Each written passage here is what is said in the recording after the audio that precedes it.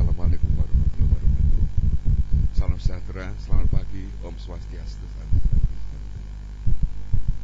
Oh, saya nutupi kebelakang, baik.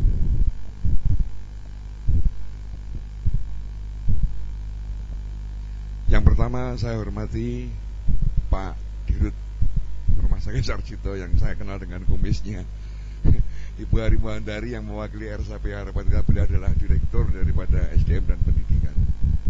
Prof. Laksono, sahabat dan teman galang gulung saya. Pak Rukmono yang sudah membuat kerangka APN yang sangat bagus. Kasihan sekali tadi Bu Jainab itu kok gak ada yang foto gitu loh. Kok sekarang ada yang foto saya ya. Oh iya, matur nuwun Mbak Menik ya.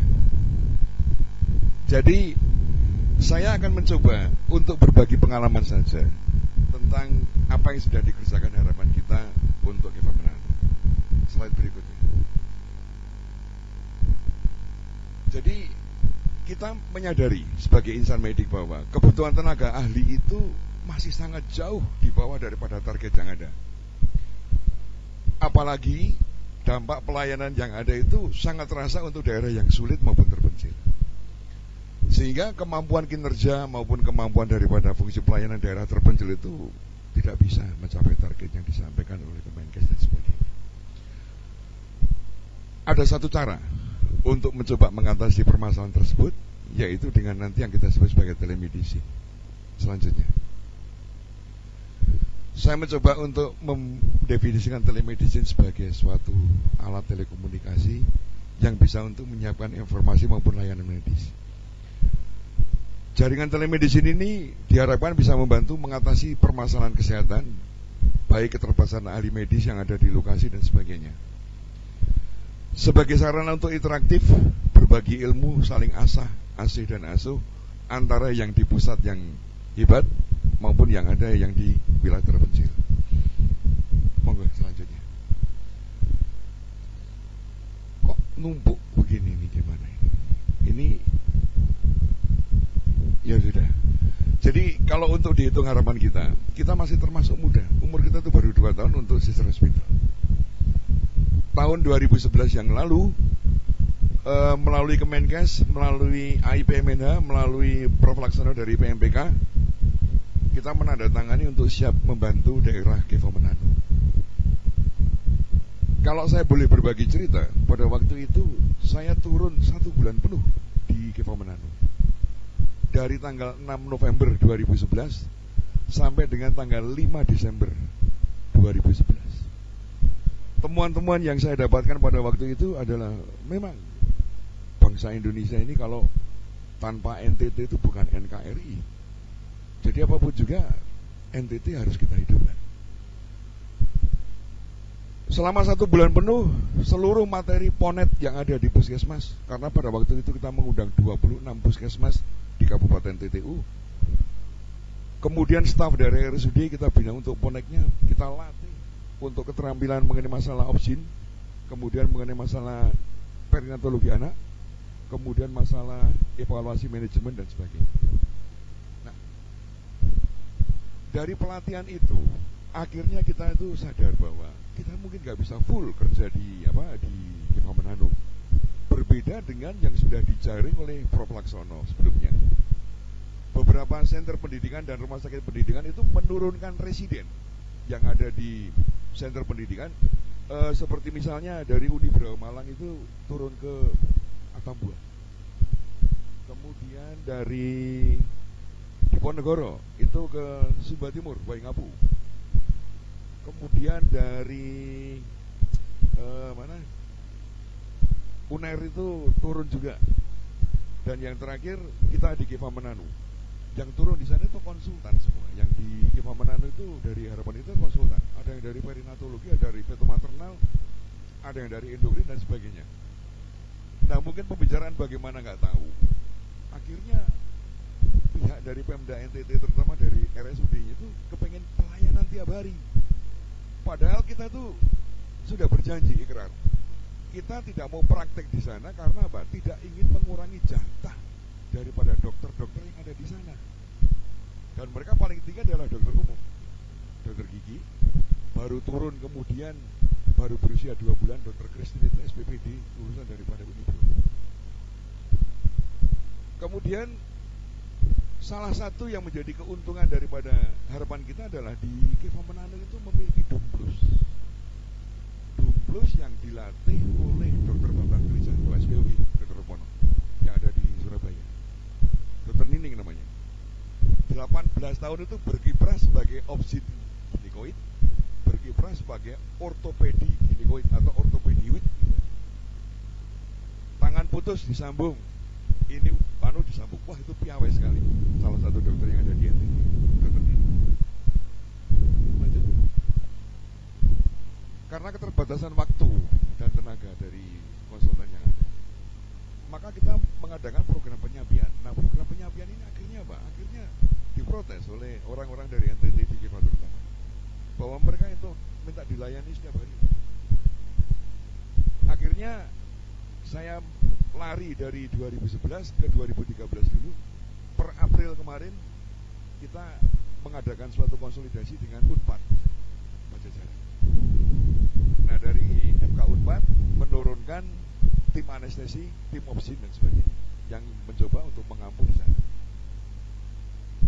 Pada tahun 2012 ternyata yang duduk di samping kiri saya yang beruban itu baru tahu kalau yang namanya Sutikno itu ada di harapan kita. Ini manusianya ini samping kiri saya. Nah, melihat saya itu dokrok di harapan kita dan saya cerita tentang Citra Hospital, atas inisiatif beliau kita dibantu dengan Skype. Itu asal besar. Jadi akhirnya dengan Skype, bantuan dari Perpelaksana melalui PMPK, kita mencoba untuk melakukan interaksi ke Keva Menanu jarak jauh. Setelah tahun 2013 di bulan Maret, ternyata Keva Menanu itu mendapatkan bantuan dari Kemenkes berupa visa trip dengan roster Vignas. Yang namanya NTT itu nasib tak tentu. Yang pinter banget, yang kurang pinter ya kurang banget di sana itu manusianya. Contoh yang pinter banget itu ya misalnya Moi, Adrianus Moi dari Rote Baradaya Batu Tua, Jenderal Hinu Hili itu dari Rote Baralaut Busalangga dan sebagainya. Profesor Yohanes yang ada di Gajah Mada itu, legenda itu dari keturunan raja di Landu, Rote Timur. Saya kenal bagus untuk daerah NTT karena 30 tahun yang lalu saya melanglang Buana. Nah, turun tenaga dari kita ke Keva, kemudian ngutak-atik Viset ini dengan Vignasnya, akhirnya bisa tersambung dengan bagus. Cuman sayang sekali rekaman-rekaman itu hilang dari IT kita. Jadi nanti saya minta tolong Bu Ari untuk mencoba gelitik-gelitik IT kita, dokumentasi itu jangan dihilangkan gitu. Ternyata hari ini sangat dibutuhkan oleh Prof. Laksono hari ini. Lanjut. Nah, beberapa kasus yang pernah ditangani oleh harapan kita melalui telemedicine itu adalah HPP di atas meja operasi. Sayang sekali kita nggak bisa menampilkan gambarnya karena terhapus semuanya.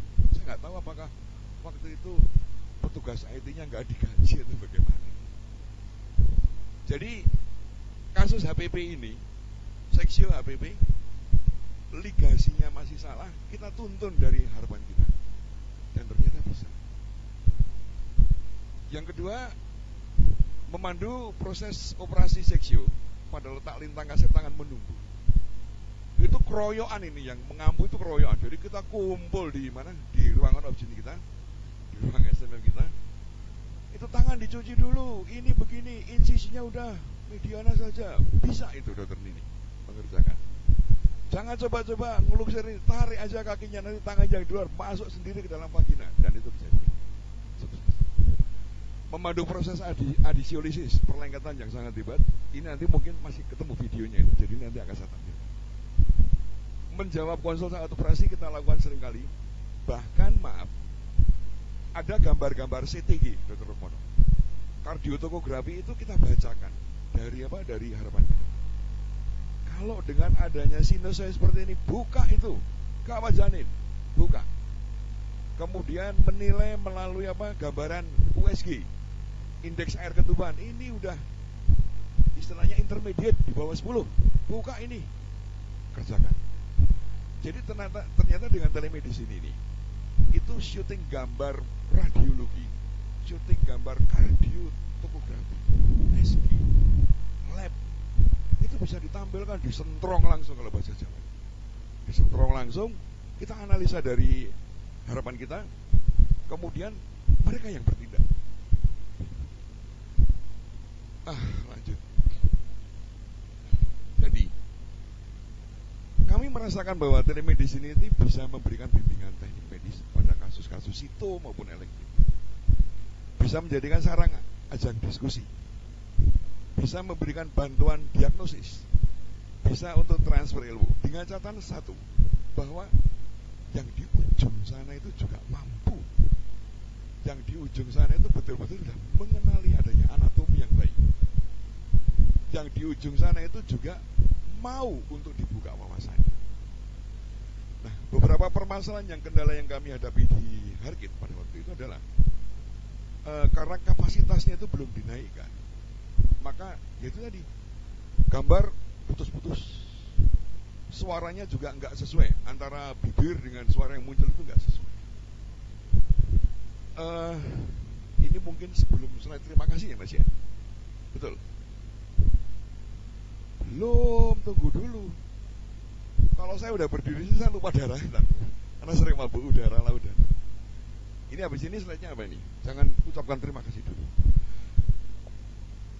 Jadi kesimpulannya adalah program Sister Hospital dapat dilakukan dengan jarak jauh.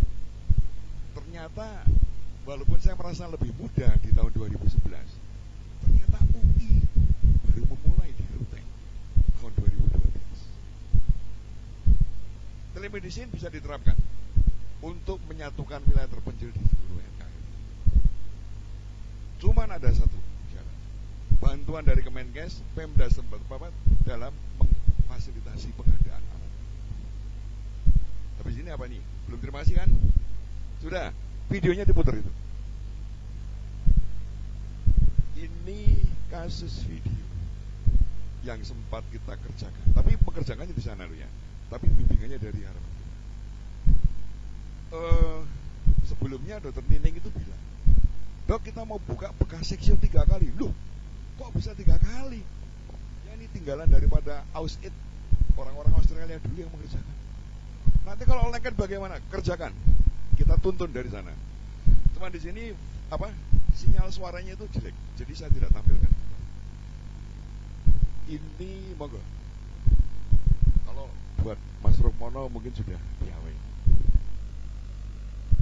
Bisa jalan apa enggak? Wah, tidak bisa jalan, tangannya gerak. Ini yang di sebelah kanan itu operatornya Dr. Nini. Dia sudah piawai untuk menggunakan counter diatermi. Yang sebelah kiri itu adalah Dr. Tris dengan Jin. Jin itu perawat Oka. Jadi karena perlengketannya sedemikian hebat, gunting pun tidak mampu untuk mengiris. Sudah kamu belah aja pakai counter itu, saya bilang gitu. Dikerjakan pakai counter itu belah. Nanti ada satu momen di mana Nining itu naik tangga, mancal gitu, bukanya ke atas, dorong, bukan didorong tapi dijeblak.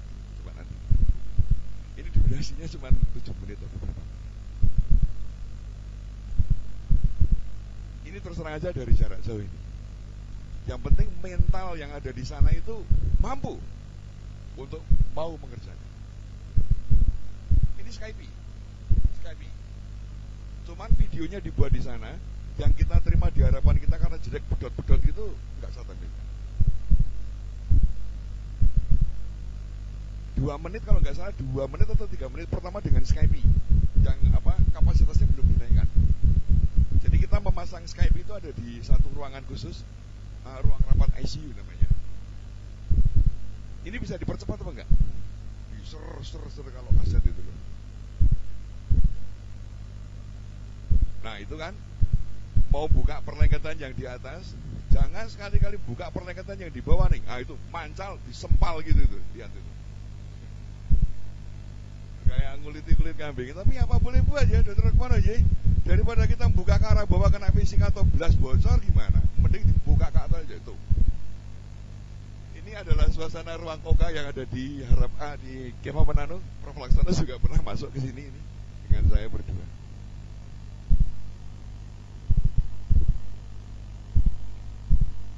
Barangkali ini kalau terlalu lama ditayangkan, bayi belum lahir pun juga apa namanya kita hentikan aja. Saya hanya perlu memberikan satu tambahan lagi. Bulan Juli yang lalu, atas izin Direktur Utama Harapan Kita, saya diminta oleh Dinas Kesehatan Provinsi untuk memantau, menilai, membina Pulau Seribu. Dan ternyata, iya, dan ternyata masyarakat Jakarta, petinggi-petingginya, Kepala Departemen Audit FKUI, nggak ngerti kalau Pulau Seribu itu udah sempal menjadi kabupaten sendiri. Dulu kan merupakan kecamatan di Jakarta Utara. Dari permintaan Ibu Din, Kepala Dinas Kesehatan Provinsi, saya memantau, saya memberikan penilaian, saya utarakan mengenai telemedicine ini. Dan beliau antusias. Beliau langsung ngirim surat kepada Gubernur DKI untuk meminta bantuan. Jadi nanti Dr. Ari sepulang dari sini, yang rencananya saya baru pulang besok, saya percepat nanti malam pesawat terakhir, karena besok saya diminta untuk hadir di Dinkesprov. Sebelum menutup presentasi saya ingin berpantun dalam suasana Jogja. Wong presiden bisa boleh, masa saya nggak boleh? NTT ing tlatah Nuswantara, Samyo Bang Wetan Papua, manunggaling esa. Kiprae Laksono Trisnantoro, gawe sehat bangsa Indonesia. Billahi taufik wal hidayah. Wassalamualaikum warahmatullahi wabarakatuh.